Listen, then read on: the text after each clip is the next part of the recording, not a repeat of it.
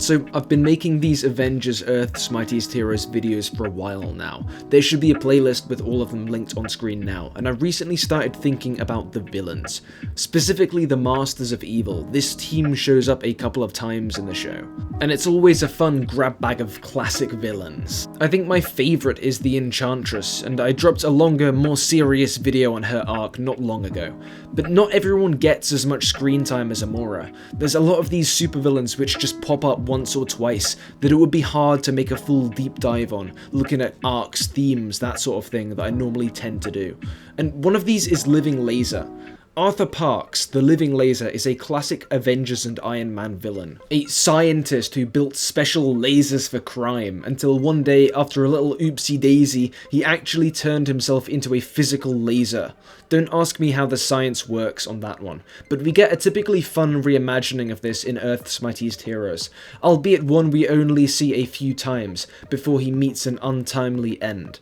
But it's this end I want to talk about today, because the fate of the Living Laser may well be the most horrific implied death in this entire show. There's a point in the Season 1 finale, when Loki and Enchantress are trying to collide the 9 realms, where Living Laser is defeated by Iron Man.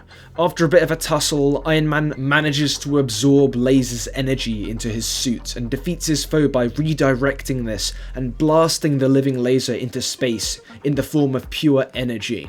And that's that. For the rest of this finale, we don't see him again, he's done. But I think if we think about the way his powers have been shown to operate up until this point, this coup de grace from Iron Man is a little bit more brutal than it appears. Because when Living Laser enters laser form, like in his fight with Tony, it seems like he has a fairly limited ability to control the direction in which his laser form shoots. We mostly see straight lines. Sometimes segments of this line cross each other, and very often they bounce off from surfaces at an angle. But they curve less often, and this makes sense. It's pretty much how light and other rays work in real life.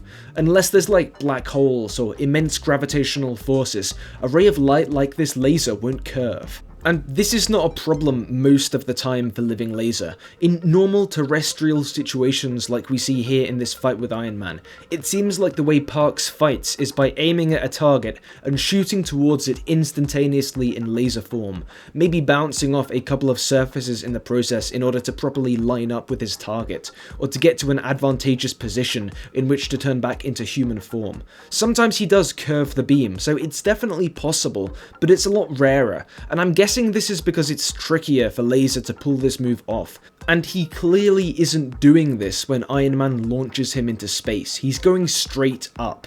It seems like this is because he's frazzled or dazed or stunned from being absorbed into Tony's suit. So at this point it seems like he doesn't have the strength to curve his laser beam. So based on what we've seen already, it's unlikely he has the ability to change direction at this point, to reorient himself. Or at least it'll probably be a while before he has the strength to do anything like this.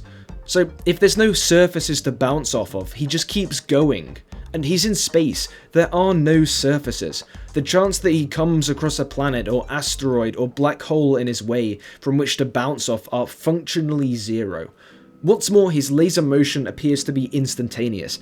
There's times where he doesn't seem to zap around instantly, but I think some of this is artistic license taken by the animators, because we clearly see times when he just instantly zips from place to place. But it wouldn't make for a very interesting fight scene if this were the only way his powers were shown. The audience needs a sense of motion for exciting animation, so I think that's why sometimes we see slower motion. Either way, if he's not travelling at the speed of light, he's travelling very fast. In the quick shot of him flying off into deep space, he's clearly crossing hundreds of kilometers in an instant. So yeah, there's nothing for Laser to reflect off, but maybe after he's collected himself a little, he'll be able to curve his laser beam around, like we see him do in his fight with Iron Man. The issue is, even if he's travelling under the actual speed of light, by the time he's able to turn himself around, he's gonna be pretty far away from the Earth. And the Earth isn't a big planet, and it doesn't emit light, so unless he's like an astronomer in his spare time, I really struggle to think of how Laser could find his way back to Earth. And even if we imagine that the laser has the ability to just completely 180 himself and precisely reverse the angle of his beam, the Earth is moving constantly. It's orbiting the sun, which is orbiting the center of our galaxy, which is orbiting other galaxies, and on and on. So the laser can reverse his trajectory, but if he doesn't do it pretty quickly, he would shoot straight past Earth.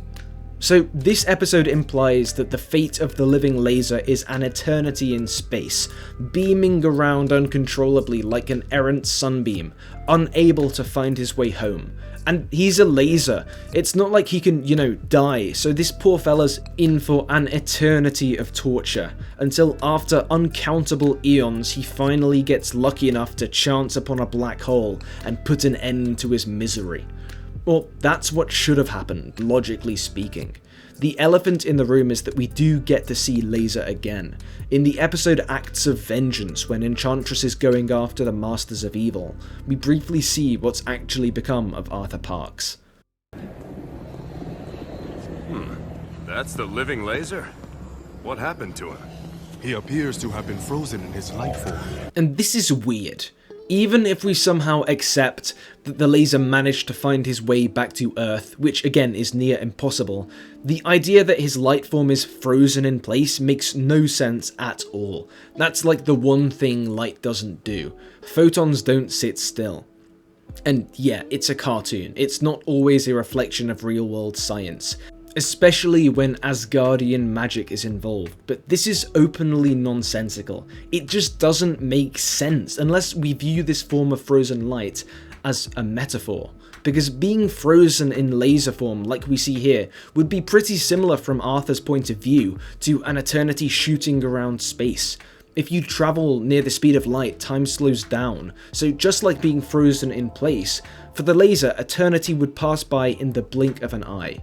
Look, realistically speaking, there's two reasons that we see Laser meet his end like this instead of this. The first reason is narrative in nature. We need to see each of the masters of Zemo's allies being laid out by the Enchantress, otherwise the Masters/Avengers team up later in the episode wouldn't make sense. The second reason is that, while it's well written enough for all ages to enjoy, part of Earth's Mightiest Heroes' target demographic is kids. And you can't really have villains directly die on kids' TV. If they do, it has to be implied. So when Acts of Vengeance rolled around and the whereabouts of the laser became relevant to the story, I don't think the network would have been too happy if Iron Man had turned to the camera and said, "Oh, that guy, yeah, I shot him into space where he will exist for eternities without end in the frozen, lifeless expanses of our universe until he craves the sweet release of death." It's a safer move all around to have him shown on screen to be, quote, frozen. Kind of dead but kind of alive too, just like Camistro, who's turned to gold, but we're nevertheless told explicitly, yeah, he's still alive, don't worry about it. So yeah, the living laser has it rough in this show, whether you're thinking about the end we're shown in Acts of Vengeance, or the end that's implied in this hostage Earth. And maybe the way this show teases one fate and then gives us a less horrific substitute speaks to the way shows like this are forced to self-censor their darker elements. Or maybe not. This video is definitely me making a mountain out of a molehill. But the thought occurred to me while watching this episode, so I thought it was worth sharing. So I hope this was somewhat interesting to you, because yeah, it doesn't matter really, but this video was just a bit of fun. Let me know below if you have any more interesting takes on this show's living laser, and which parts of the show you want to see videos on next. Thanks for watching.